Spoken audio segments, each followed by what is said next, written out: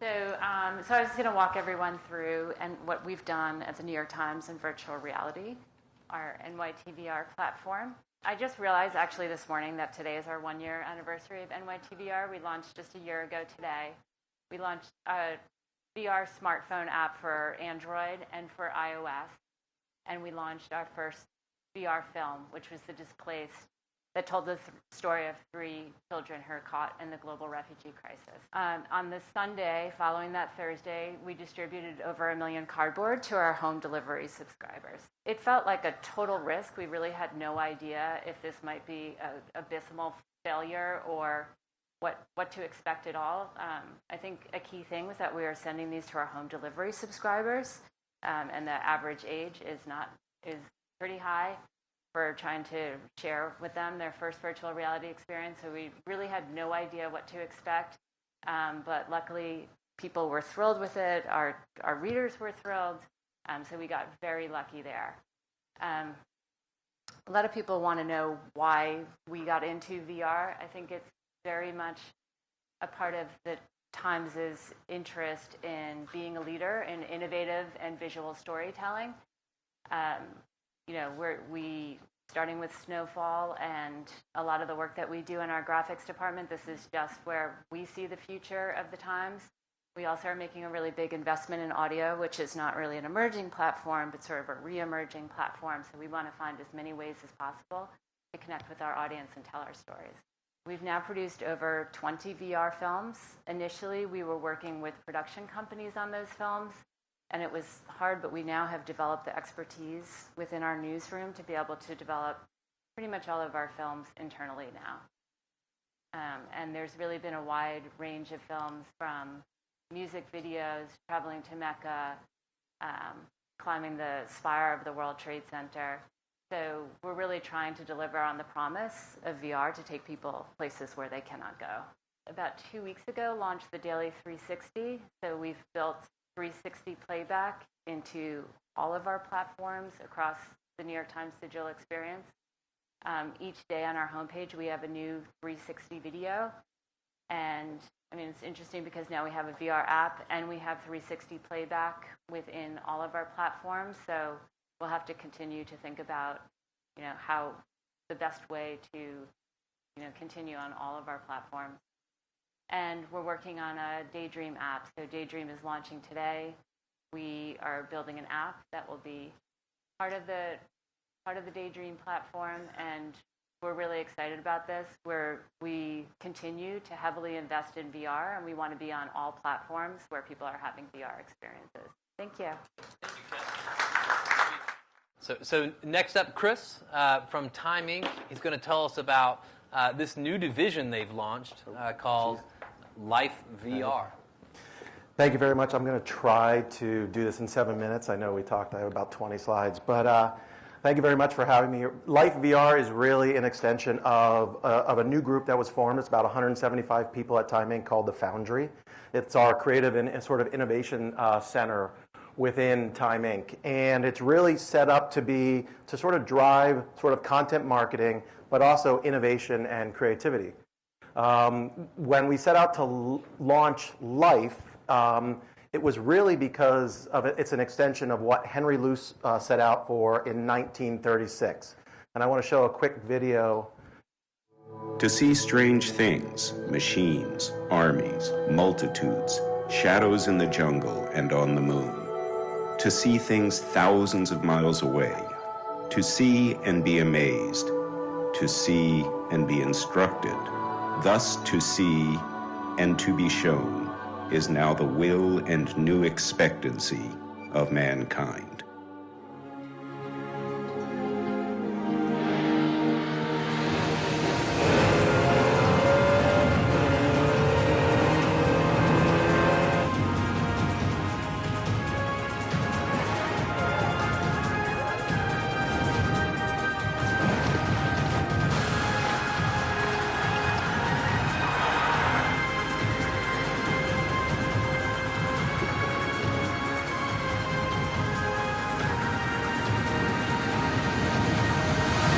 Experience life in VR.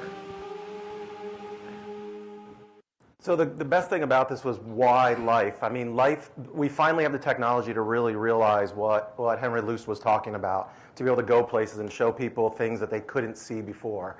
Life, the #1 followed brand on Pinterest, just FYI, is still Life, believe it or not. It resonates with a millennial audience. It resonates with an audience that's larger than Time Inc. itself in many ways. But the good thing about the Life brand is that it really encompasses all 30-plus brands at Time Inc. So when we talk about VR and producing VR, we also have to think about the natural sort of problems that come with it, and that is distribution. How do we distribute this content? How do we make sure people see this content? And at Time Inc., when we set out to launch this endeavor, we wanted to make sure that we put the full weight of the Time Inc. sort of machine behind it. Within Life VR, you have sports, entertainment, celebrity, travel, finance, food.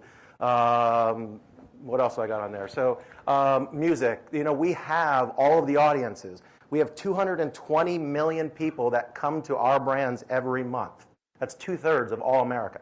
So obviously, when we create VR, when we create this audience, all of these brands and all of these products are going to roll up into the Life umbrella. And what that does is it's a real powerful distribution point for the content that we created. So when we went into what we were producing, the very first thing we sought out to do was make sure that people actually see the content that we're producing. Everything that Time Inc. does is all about the storytelling. It's what we've done for over 100 years. It's what we're great at doing. We have the powerful distribution, but let's talk a little bit about the storytelling. If you go into the first 3 pieces that we launched with in September, we really want to launch, or every piece that, for us, it's not about quantity, it's about quality. It's every piece that comes out from us is going to advance the medium forward. Will we have 360? Yes, like the Mazda piece on the right.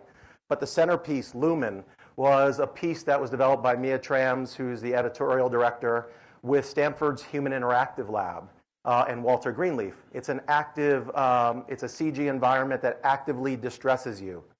It was just authorized by Lucille Packard's Children's Hospital to use on children before they go into surgery to actively calm them down.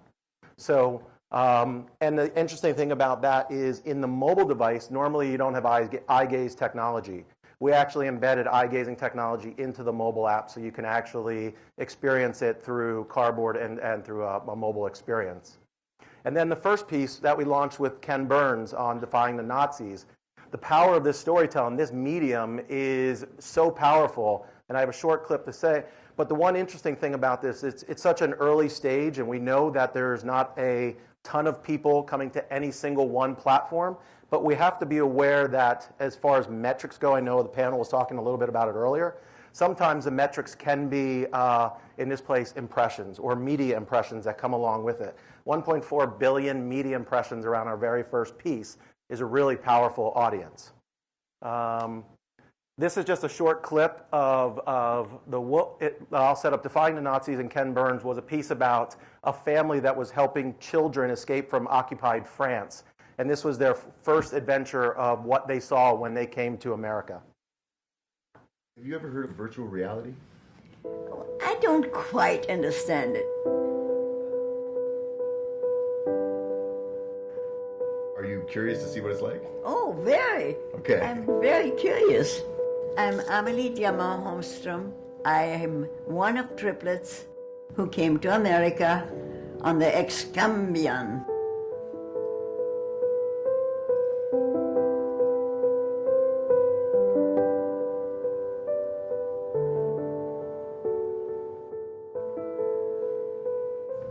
Mon Dieu. Oh, mon Dieu. It's beautiful.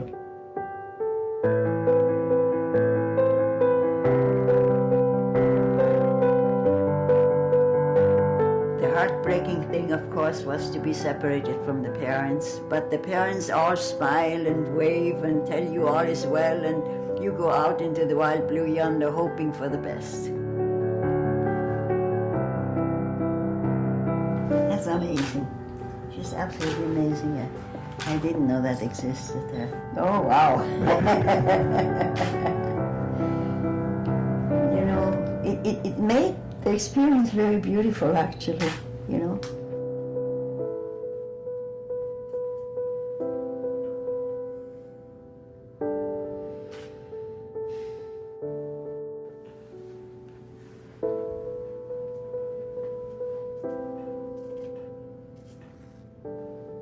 That's amazing. That is incredible. When you're hearing the stories from the perspectives of the ones who were separated, you can feel the pain because you see the isolation of the ship in the middle of an ocean. And then eventually, you see the Statue of Liberty and you realize that there's some sign of life. I've thought of that statue many times. It's a sign of freedom. It's a sign of hope. It's a sign of possibility. That's what made me so happy.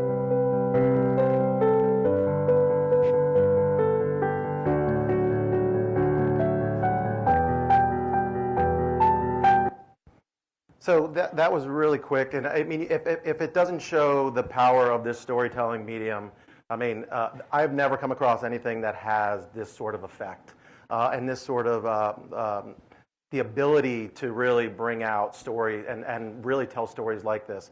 I'll go really quick because I know I'm way over my limit. But anyway, a couple of pieces we just shot the marathon. We are launching with Everest and Sundance. That's a 5-part series. It's the first ever climb of Everest from surface to summit, which will be launching at Sundance. It actually followed 3 climbers with very interesting backstories. But once again, it's about going places that very few people ever get to go. And to prove it out, we're actually working with Ed Viesters, who's climbed Everest 11 times, who summited 7 times, to actually do the experience to prove out how much it was like the experience of being on Everest itself. But you know, the one thing I just want to talk about is when this was an important slide is all about the distribution. When we went into it eyes wide open. We started off with an iOS, Android app, obviously using social promotion across Time Inc. So using 360 assets, 2D assets, being able to distribute that through our network. The VR platform, we already went into it coming out in Oculus, Gear, Vive, Steam. We're working on the Daydream and PlayStation, and we're working with the Holo team right now. So making sure that Life itself, or the Life brand, will be everywhere. We're not actually asking to drive people to a single destination because that's not how people experience content anymore. We're making sure that the right content gets in front of people who really want to view it. And, you know, so obviously then going through all of our events, we put on about 600 events a year, of which now VR is a part of almost all of them going forward. We still have the power of print. We have 164 million print subscribers across all of our titles. And then, you know, making sure that this machine that is Time Inc. is really powering the storytelling. So we're working to work with our marketing partners to tie into all those experiences. But I think you can see there's a lot of energy around this platform and what we're doing. So thank you. Thank you, Chris. So next up is David, one of the, again, you know, these are the first people to have these titles in the big media companies in New York City. David, what's your title right now? Creative Director of Virtual Reality, is that right? Yeah, that's, it changes because virtual reality changes so much, right? Like, so it depends on what virtual reality is. But I do think that's exciting. So these are literally the first people to have those titles in their org chart. David's our partner in Viacom. He's going to tell you about what's going on here. Cool. All right. Like Chris, I'm going to try my best to keep this under 7 minutes. I do have like 40 slides. I'm kidding. Something like that. I'm part of Viacom Next. We're essentially the VR team here. Wow, a VR team? Well, so at our brand levels, we do know that they have a lot of cinematic VR stuff that's happening, but we are the guys that are really, really bullish on positional VR. Why? Because if MR and AR is going to change the world, that inherently is positionally tracked, isn't it? So we want to explore that field. We know that every skill and from that side is transferable. And I'm going to share with you some of our experiments. Very quickly, I haven't thought of a good term for this, but I call it face inertia. But it's fairly simple. That essentially, for VR to really work and to succeed, it needs to be so compelling that you want to put an ugly plastic thing on your face. And it's really hard to make that, to convince people to do that. You know, like there's lots of plastic things that don't show really good stuff in the early days, and people go like, I'm not going to do VR again. So that's something we do keep very in our minds as we experiment. One of our earliest partners and brands here that we work with is MTV Public Affairs, right? And when they approached us very early on in the year to sort of do an activation at the RNC and DNC back when we thought we could change things, back when we thought we could change things, we wanted to sort of bring to light social issues that people could sort of think about. And we thought about, essentially, what was the most sticky thing in VR for a lot of people, and it was this magical thing that Google made, well, actually our friends Drew and Patrick made, called Tilt Brush. Because for the first time now, you can not just see a piece of art, you can walk around it, you can go underneath it, you can go over it. And this excited the team here at MTV, and so what we did was, thank you, we worked with them on this campaign called Open Your Eyes, where we commissioned 18 different artists from all walks of the artist's life, illustrators, painters, sculptors, designers, to make art on social change that they wanted to make and show and tell people. So this is a sculptor made this, and this is his first time in VR making this. It took him 3 hours, but essentially this is about capital punishment. This is an actual installation. You can sort of go and stick your head inside. I hope it's playing properly. This is Zolox. He's a GIF designer, figure that he wants to base around global warming.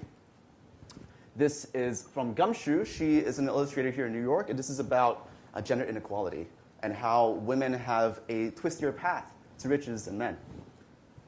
And we were at Hofstra. We were at the first presidential debate, and we got a lot of people going through it who have never tried positional VR before, and their minds were blown because they're like, I had no idea that VR was more than just something visual. I had no idea that I could go around it, I can go under it, I can go over it. And we noticed that not just in Hofstra, but when we were at South by South Lawn, like all the big White House big shots who were there, their minds were blown too. They were like, oh my God, like, why can't I touch this thing? Why can't I touch this thing? Because it's not actually there. But why can't I touch it? And they reach out and they want to touch it. They want to interface with the world. So we were at the White House, and I want to show this picture of our boss, Chaki. You might have seen him just now. Everyone gave us the feedback that if we can give them a world, why can't they touch it? Why can't they interface with it? So I have a thought about this, and that is, frankly, guys, we've been doing this for a really long time. If we are creating an artificial construct of a place and a space and letting people play in it, we've been doing that since we've been making museums and theme parks and playgrounds, right? VR is no different. VR is no different. One of the things that we think is extremely interesting is when you watch babies, sort of like we bring them to novel worlds, because basically for babies, every world you bring them into, every room is novel. And what you often notice what they do is they sort of play around with things. They pick things up and throw things. So this is a nice segue to our VR summer fellowship here that we did partner with our good friends at the NYC Media Lab, where we got 5 different teams of grad students from different disciplines to make a storytelling experience in VR with mentors here at Viacom from Nickelodeon, from MTV, from Paramount. And this one's by Rosalind Paradis. It's called Park Walk. And essentially, it's you're a baby in a pram, and stories made when you interact with the world and you hit things, and the mom behind you who's pushing you reacts to it differently. Thank you. Like, the story really changes. It can do, like, pretty crazy stuff. And to give another example, this is Brian Collinsworth, who also explores storytelling through space, but letting you wake up in a ramshackled hotel room, and you sort of figure out by exploring items what the story is. So it was a great success, and what we really got away from this storytelling fellowship with these guys is that there are a lot of people out there with very diverse voices, different perspectives, who want to make stuff with VR but don't have the opportunity. And it's almost like our duty to sort of make sure they're included in this conversation of not just telling stories but building worlds. And I don't know what our fixation is with story. I mean, we're from Viacom. We've been in linear media for a really long time. But there's a lot of fixation on storytelling. And I ask, is that really the right paradigm? Shouldn't it be world building? Because, like, authors want to give control to story, right? Like, you want to tell a good story by having the full control of the world. Architects, though, they're creative too, and they design spaces for you to actually non-linearly go through. Maybe that's a better paradigm. Boom. I want to stress that, so at Viacom Next, we are very, very bullish on collaboration. We want to work with more people from beyond the film and games sort of pillars that VR sits on. And one of the, I'm going to show you guys unannounced projects, so obviously you're going to keep this to yourself, I hope. we're working with a musician on a single that he's going to release for the first time in VR. And you're thinking, this is pre-made? No, you're going to make it with him. You're going to enter a space, and you're going to interact with the objects in this space. And every object has a different sound layer, a different melody, that when at the end of it, you have created that song with him. And this is how we think that VR should be made. We want to include people from different disciplines, other creators. And I also want to sort of like give a shout out to another secret project we're working on with Titmouse, who's an animation studio in LA. And I wish I can tell you more. This is super exciting, but you just have to wait till next week. So teaser. Thank you guys. My name's David, and we'll love to chat with you guys more. So hunt me down. Thanks. Hand it to Sowmya. So I'm going to invite Sowmya from NBCUniversal. She's vice president of their media lab, so which they're out in Inglewood Cliffs. And of course, NBCUniversal owns a lot of stuff that's not just film and entertainment, so including amusement parks. So they've learned some interesting lessons there. Sowmya, tell us about it.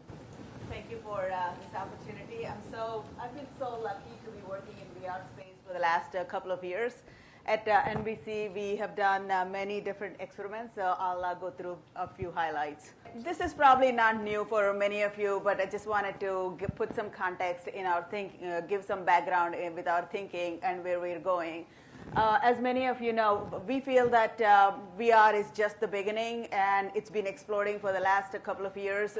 We have seen so many experiments and really high-quality content in various devices by various companies. So that market is taking off. And then just right on the heels of it, VR is, in my opinion, it's still kind of in its infancy, but by 2020, we project that VR is going to take over, AR is going to take over VR, and then eventually both the use cases merge. We're going to call mixed reality, and where one device will actually give us experiences overlaying both virtual as well as physical worlds and augmented world into just one purview with using one pane of glass. You know, as we all can see, Magic Leap, Meta, and HoloLens, they're just giving us a preview of what's coming.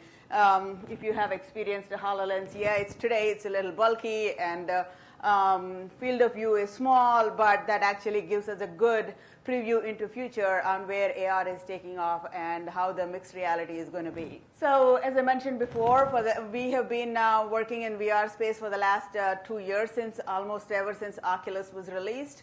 So some of the work we have done is voice was one of our first foray into this space.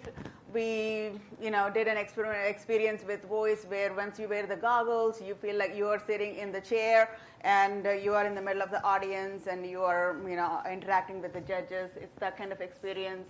And then SNL, last year was SNL's 40th anniversary. So we filmed that whole thing in VR, where you can actually feel like you are on the SNL stage or in the middle of the audience and see all the celebrities right in front of you, almost like in this room. You feel like you are in the middle of that SNL show while it's being filmed.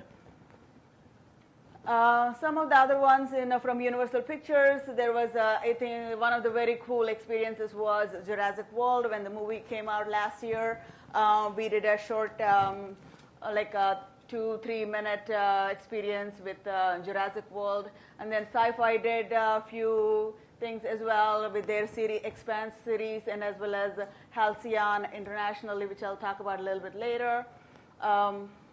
Insidious is another VR film where that's another one where it hits you emotionally when you go through it. It's a very interesting experience. All right, but most recently, so we have done various types of VR experiences in the last 2 years. But as of today, I guess from here onwards, we see a great opportunity in the location-based VR. So we own Universal theme parks, Universal Studios in Orlando, Hollywood, as well as Japan, Singapore, etc. So we have been doing a lot of VR-based experiments over there, but this year was a major publicly released experience for the month of Halloween. It's called Repository. It blends VR experiences with the physical surroundings very seamlessly and takes you into a paranormal world. So it ran for the entire month of October during the Halloween celebrations. It was a paid experience, $50 per person. It lasts about 30 minutes. It's a combination of VR as well as some storytelling with the live actors and then some high-tech devices, combining concepts like escape the room, puzzle solving type of pieces. It was a whole package.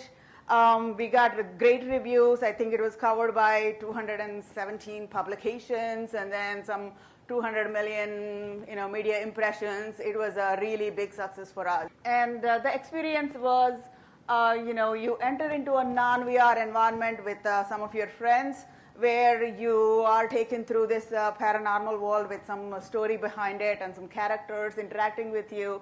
And then you enter the VR world with your friends and you put on the goggles and where you can actually interact with your cohorts while you're in the VR. And when you take out the headset, what you see inside the headset matches with your surroundings.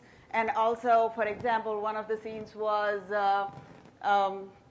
you are in this haunted tower where it's collapsing around you and then birds flying at your face. It's all in the VR, but then outside of it, obviously you wouldn't know, but then we would be throwing feathers at you so that you're actually feeling like you are in the world, not just inside your head, but physically feeling it as well. And then you come out of the VR experience and then you work with your friends to solve the puzzle because you looked for clues in the VR and then using those clues you solve the puzzle outside of it. So that was one major event that we've done just recently. The next is Halcyon. This is a sci-fi crime drama for those of you with the sci-fi fans. This was done internationally, not in US. So they've done 10 linear episodes and 4 or 5 VR episodes. So with the VR episodes where you wear the headset, you are in the crime scene watching the show. Once the show is over, you look for clues and interact with the characters inside, and it goes that way. And then the interesting experiment that we've done with this one is with AltSpace VR. As some of you might have heard, social VR is another big trend lately. So we wanted to play in that space. So the sci-fi team, when they launched the show, they did it in AltSpace, where all the journalists and the fans all around the world gathered in AltSpace, and the whole launch was done virtually. It was not a physical space like this. It was done virtually. Everybody gathered around the world, AltSpace VR, and that was a very interesting project that we've done. And next, I think probably many of you know Olympics. We delivered 86 hours of broadcast in VR. So some of the highlights included highlights of opening and closing ceremonies, some of the games like basketball, boxing, beach volleyball, and several others. So that was another major VR event that we've done this year. So these are like some of the top 3 or 4 that are most recent in the past 3 months or so that I just wanted to share with you. And we continue to pursue a lot more, which I can't share here, but you will get to see a lot more experiences from NBCUniversal in the next year and so on. Just to conclude our view, we think 2016 and 2017 is the year where it's going to take off, and we feel like there are a wide variety of experiences available for consumers, and also easily available to consumers, and a variety of content being generated. So that's a great news for everybody. And as technology is also improving, the devices are becoming lighter, cheaper, smaller. So it will go into the consumer mainstream pretty soon. With so many technology companies investing in this space and so bullish about it, many different technology companies at an early stage, like 2 years ago, And with so much investment going in, we think this is poised for growth and success. Thank you, Sowmya. Excellent. So next up, we were very lucky. Helen Situ, who's here from NextVR, is here on a barnstorming New York talking about VR here and then at NAB a little later today. So she's going to tell us about NextVR and what's going on there. Great. Thank you for having me. Well, hi, everyone. I'm Helen Situ. I'm from NextVR. I'm going to start off with a short video. There you go. We lose sight sometimes how much we've accomplished in less than 12 months. We are the fusion of exclusive access and profound immersion, delivering live events in virtual reality. We are on a rocket ship and we're holding on to the nose cone of the rocket ship. We connect people with their passions. It's sort of like a superpower. To do exactly what you'd want to do can sort of put you places that you absolutely can't otherwise be. We create the most expressive experiences of athletes and artists for their biggest fans. Experiences where viewers have remembered watching our content as if they were actually there at the event. We are NextVR.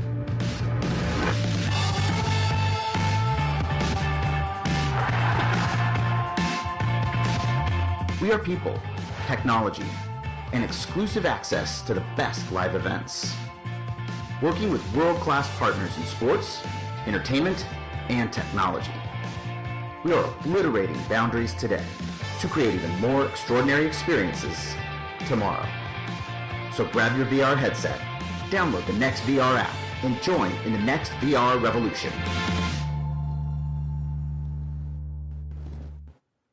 Awesome, thank you. So I'm the virtual reality evangelist at NextVR. I work at an intersection of business development and marketing. I was an early employee at the company, number 4. Previously, I was our first product manager to help launch our app on the Gear VR. We've raised $115.5 million to date. Our investors include Comcast, Time Warner, Peter Guber, the owner of the Warriors, Asian Capital as well from CMC, SoftBank, NetEase. So we are all driven by a single question at NextVR. How do we connect 7 billion people to the events that they're passionate about? So there's 7 billion people in this world who live outside the practical reach of event venues, sporting venues. And we're thinking about it in virtual reality. With the power of virtual reality, you can now attend any event anywhere in the world in real time through live broadcasting. So this is a headline example from when we did the NBA opening season game last year. I watched an NBA game in NextVR, and now I can't go back to normal television. And this just really speaks to the evolution of where media is going. So we started with newspaper, radio, television, internet, mobile phones, and now mobile phones are the same devices that are powering powerful VR experiences.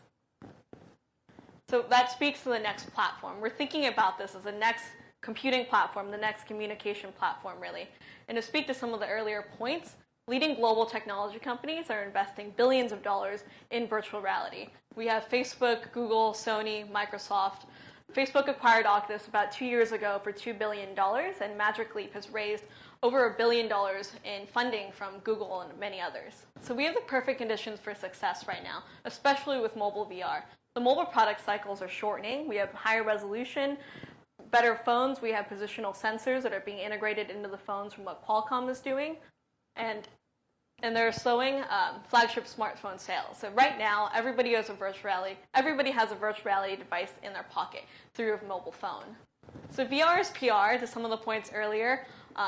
There's a global sort of look on VR right now. It's dominating the news cycles. People are incredibly excited about this type of content, whether or not they've tried it before. Just an example of that is last year when we announced our NBA live broadcast of the opening season game, we got over 1 million impressions. We've also gone over 1 million impressions with our recent NBA partnership as well, which we'll talk a little bit more about. So this is the VR market. We have the Gear VR, LG, Google Daydream, Oculus Rift, HTC Vive, PSVR. On the Gear VR, which is the black headset to the top left there, they have announced that they have over 1 million active users a month right now. We have Daydream announcing, Daydream is going to be launching in the next week or so. So it's been super exciting to see all these different platforms come to fruition, especially with PSVR on the bottom right there. They have They've been sold out in all the major retailers from Best Buy, Amazon, Target, GameStop. So people are incredibly excited to get their hands on VR right now. Here's a bit of the company timeline from NextVR. If you don't already know us, so we were founded in 2009 around 3D broadcasting. So as you know, 3D TV didn't quite take off. And sort of at the same time that 3D TV was dying in 2012, we were one of the first backers for the Rift. And we got our hands on an Oculus Rift and immediately knew this is where we wanted to refocus all of our company efforts on broadcasting, stereoscopic video for VR. And so for the past 4 years, we've been working hard to bring all the biggest brands and the largest fan bases into virtual reality. To this point here. So early on, we worked with ESPN and Turner in 3D broadcasting. We've brought over a lot of those relationships into VR as well. We have Life up there. The Donald Trump clip earlier was a clip that we filmed at the Time 100 event. We've worked with the Olympics, NFL, NBA, MLB, pretty much every major sports league in the world and broadcaster we've worked with. So here are some examples of the types of content that we've done. We have a 5-year deal in place with Fox Sports, and we've done the Premier Boxing Champion card last year. This is one of the most compelling pieces of content that we've done because we put you ringside at the match. And it was actually really uncomfortable to watch for me because you're sitting right there and people are being knocked out. Now, usually on a television broadcast, you're watching somebody get hit and it cuts to an announcer, it cuts to a slow motion. It sort of takes you away from that human experience. But in VR, there are no cuts. There can be cuts as well, but in this experience, it was a single shot experience. You're watching somebody get hit, you see the sweat, the blood, the tears fly off their face, you see them fall to the ground. It's an incredibly powerful experience and a completely different way of watching this sport. So we've also done soccer. We have a partnership with the International Champions Cup. This is a clip from the Man U versus Barcelona game that we did last year. And as you see here, we've started to integrate more broadcast elements into our content as well with dynamic scoreboards, graphics that can help contextualize where you are. As you can imagine with the soccer field, it's quite big. So with events like this where you have a larger venue, we actually have multiple camera points around the area. So we would have one on both center, both on the behind the goals as well. One of our first experiences that we launched on the Gear VR was a Coldplay experience. So we had you on stage with Coldplay at a private concert. So Chris Martin is standing right in front of you, singing, dancing, confetti is falling out of the sky, and you're on stage with Coldplay. And last year, we partnered with CNN for the presidential debates. And this is a fascinating event because in virtual reality, you were on stage behind the podium, in front of the podium. You were able to watch all of the candidates at the same time. You were able to see how they reacted to one another. If they gestured a hand to try and get in an extra question, where you usually don't see that in television. So I thought that was fascinating to be able to see how candidates interacted with one another and get a fuller perspective as if you were actually sitting there in the audience rather than watching it on CNN where you have constant camera cuts and lots of other commotion going on as well. So just a quick announcement. So we're going to be doing the Game Awards on December 1st. This is going to be the first live awards show that we've done in virtual reality publicly. So that's going to be coming up soon. They announced it last week. We'll be available on every platform for that. And just another note to our NBA announcement. So 2 weeks ago, we announced that we have a multi-year deal with the NBA. We've been working with them for a number of years, starting out last year when we had our first public event at the opening season broadcast. But now we have live events, or live games every single Tuesday. We have a live VR game of the NBA. This week we did the Portland versus Suns. So every week we've got a live game, and we've integrated a lot more broadcast elements into it right now. So we have dynamic scoreboards, we have dedicated VR announcers, we have multiple camera angles, we also have feature pieces where you go into the locker room, you meet the teams, you meet the owners. Our opening game was with the Sacramento Kings, so we had interviews with the owner of the Kings, we have interviews around what the Golden One Center was looking like when they were building it over time. So it's been incredible to show sort of that backstage access to the events that we're doing now as well. So NextVR is the only VR platform that offers extraordinary access with profound immersion. So we're really focused on live broadcasting and events. And I'm Helen. Thank you. So I'm going to invite the panelists to come back. And Helen, you can come back and have a seat here. And we're going to have a quick conversation. We don't have an enormous amount of time.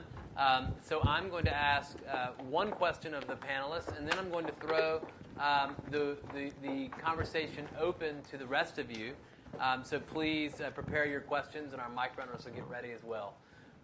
So one of the things we've talked about a little bit today, but I'm not sure we've had enough conversation about, is the difference between the sort of single user, standalone VR experience where you're watching content or you're engaging with content versus the sort of multi-user or social VR, whatever you might like to call it. I don't know, when I tried social VR the first time, it was probably Ken Perlin's lab, this crazy thing he built around a kind of Day of the Dead celebration. And I thought, well, wow, now I really get it. I know where VR is going into these social experiences. Are you all working on a multi-user experiences, and do you see those as dramatically different from maybe the 360 video or the other single kind of user experiences that you're doing? And do you think one will win out over the other? So that's my question. David. Sure. I'll start by saying maybe. Okay. But again, back to like selling worlds, right? Worlds are meant to be shared. That is the future. I really believe that mixed reality will be the thing that will allow this technology to hit mainstream. Like, people will use it for utilitarian reasons, for education, for healthcare. Oh my God, right? And you want to share it with people, and you want to have the experience of being right next to your friend who's actually 500 miles away, and interact with them. So absolutely, absolutely. Anybody else on this point? I agree that absolutely we were thinking about social, especially when you think about concerts, sporting events. You want to be there with your friends and your family. So we're absolutely thinking about that. I think what it takes to get from single-user live broadcast viewing with the bandwidth available today to multi-user, that's sort of that question of technology developing. Or not really a question, sort of a matter of when the bandwidth and the capabilities of that are going to be available. But absolutely, I imagine that. Just the way that we look at the internet now. Initially, people imagine the internet as an online library of all the world's information, but really what's unlocked so much of the potential of this technology is the fact that it's a communication platform, that you're able to share it with other people and experience it and share your perspectives on the world and take them in different ways that you've never been able to before. So I absolutely agree that social VR is the future, whether it's in entertainment, sports, healthcare, across all mediums. I think social's the direction that everyone's going to be going. Anybody else? Yeah, certainly. I shared one of the experiments here earlier when I spoke, but there's another one we've run recently is with our NBC News during the live debates. So at NBC, we do this Democracy Plaza near 30 Rock, and so we hosted these social VR events during all the 3 debates where people can join in all space and watch the debate, talk to each other, interact with each other. So we definitely see that as one of the mediums that's going to, propel that side of VR. And also, when you do location-based VR kind of experiences, obviously you don't want to limit the user to a single experience. You want them to have fun with their friends. So bringing multi-users into the experience is very, very critical for it to succeed.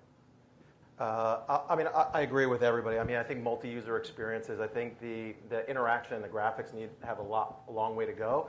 But I also just want to take the contrarian point of view of that, and I think there's still a powerful niche for a one-on-one experience and a one-on-one storytelling experience. And I just think it's social, I think, is literally where everything is at, and people want to share the experiences. But I think there's also a time and a place for a powerful one-on-one experience. And are there journalistic kind of questions around multi-user that you're grappling with? The Times is definitely not close to social VR, but I think that's where we want to head as well. But I completely agree. I think that there's still going to be a place for the single experience. And the journalistic implications of social VR, I don't think we're there yet. Yeah, they're intense. Okay. So can we see the first hand for a question from the audience? Who's got one? This lady here. So we'll wait for the mic if you don't mind. Can I add a point about social VR? Yeah. I think it's interesting that there's one side where it's social VR, where you're multi-users experiencing, game and interactive experience or a movie or a cinematic piece. But as Chris mentioned, there's also a place for one-on-one. I wonder if there's something in between that's sort of the experience of going to a movie theater. You go to a movie theater in a social environment, but you really don't interact much during the experience. So maybe there's also something in between that one-on-one, but a shared sort of community aspect of viewing something together that doesn't also include discussion at the same moment. So I think that's interesting to think about. Two of our demos, the folks from NYU doing the Hamlet, they're live streaming a live performance of Hamlet using motion capture that's rendering these characters, and they're trying to open it up to lots of people to be able to view it in the scenario. And then the team Surround is also trying to do that with 360 video. So, yes, ma'am. So I just wanted to ask about the lower end of production.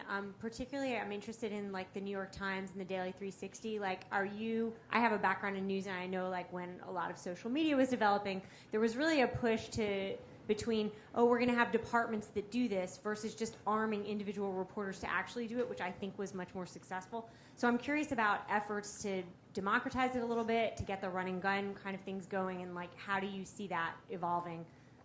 Yeah, okay, so we're right in the middle of that right now because we launched Daily 360, and at first we approached it in both directions, right? So I think we have something like maybe 500 cameras that we've given out to reporters all over the world to try and cover stories, and we also have a dedicated VR team that's producing some of these 360 films. So people probably won't be surprised to know that a lot of what came back initially from reporters was not necessarily usable because it's a new medium. It's not the medium that they're familiar with. And so it's going to be a process of trying to develop that expertise.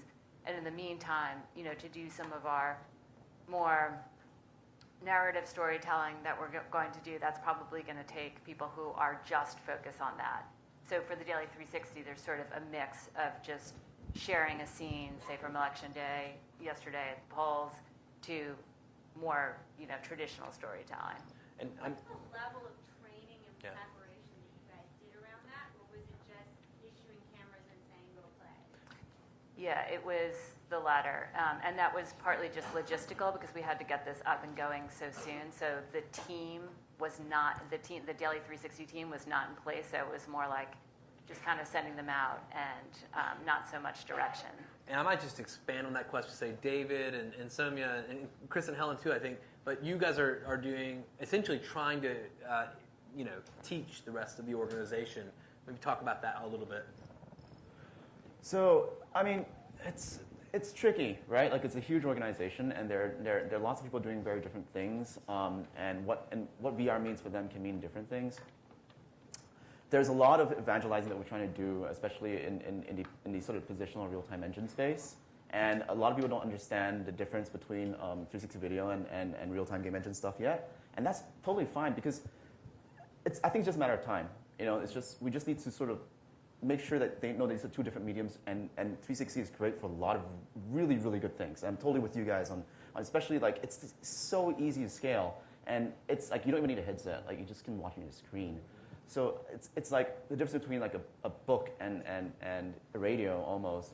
They're good for different things, and that's sort of like one of the biggest challenges so far, especially for a huge company like Viacom, is sort of getting that word out and getting people to try it, both, and know what they're both good for.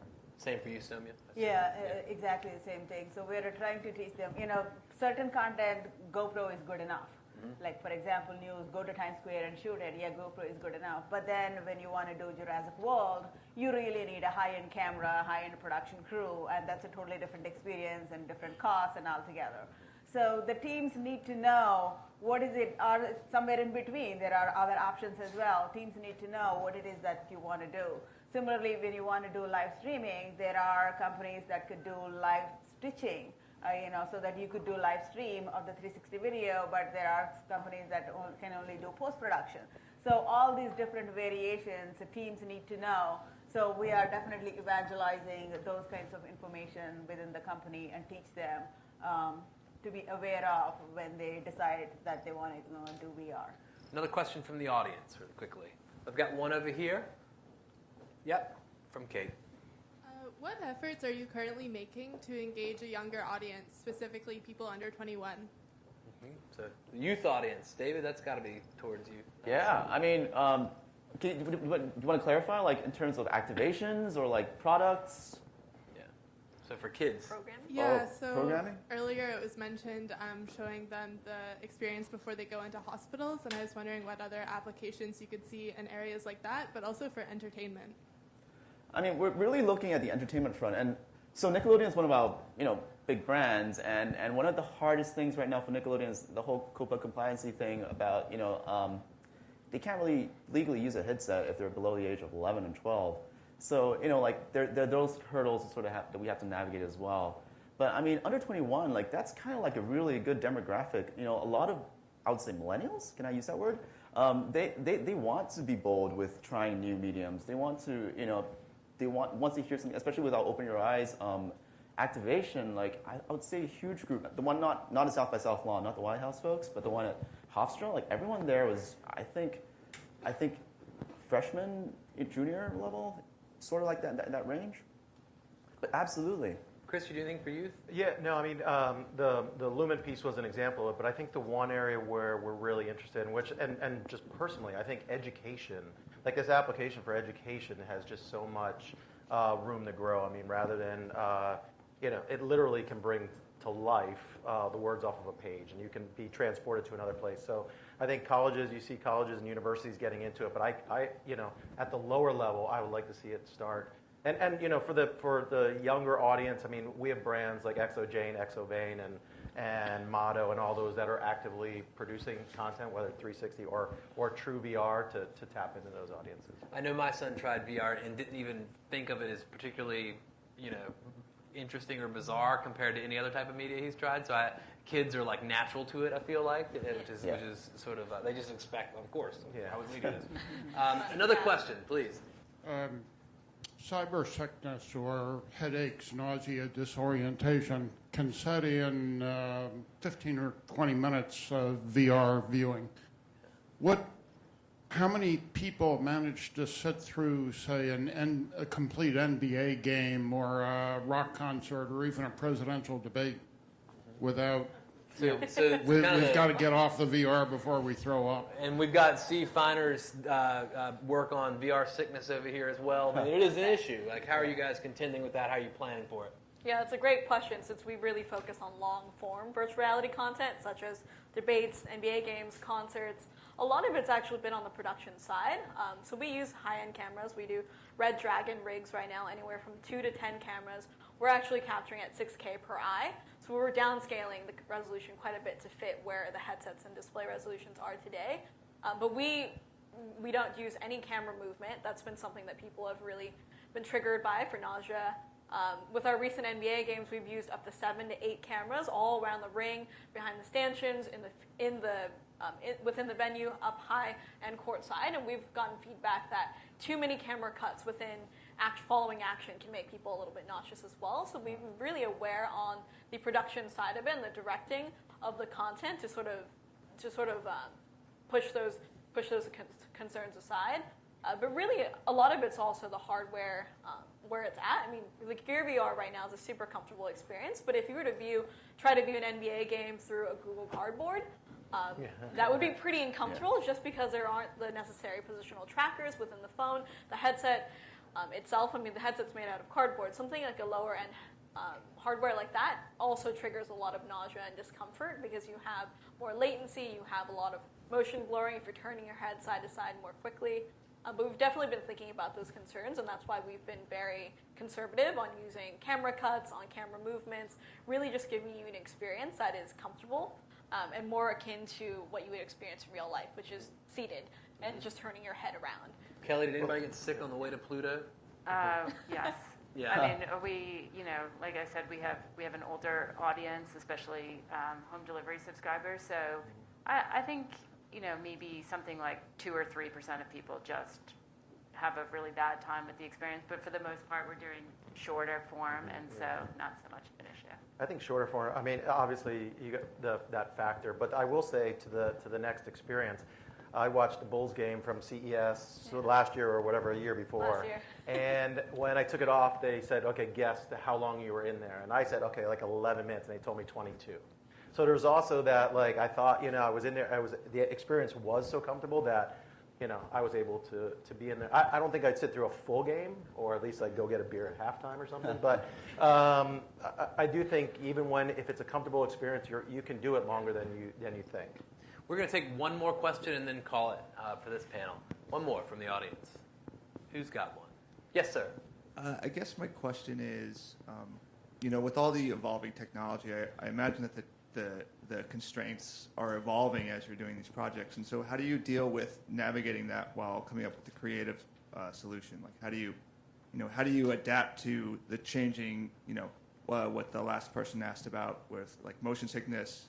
And I imagine that kind of informs your creative process. How do you keep up with the changing? Well, I mean, I think I was on a panel last night, and I think a lot of it has to deal with, I think it's having great partners. I think now more than ever, the landscape is changing, and I think we have to realize that, outside of storytelling, there's tech partners and hardware that can do this better than we can. So we've been working with the teams to be able to solve those problems, just realizing it. We don't have to solve it ourselves. Someone else has already done it.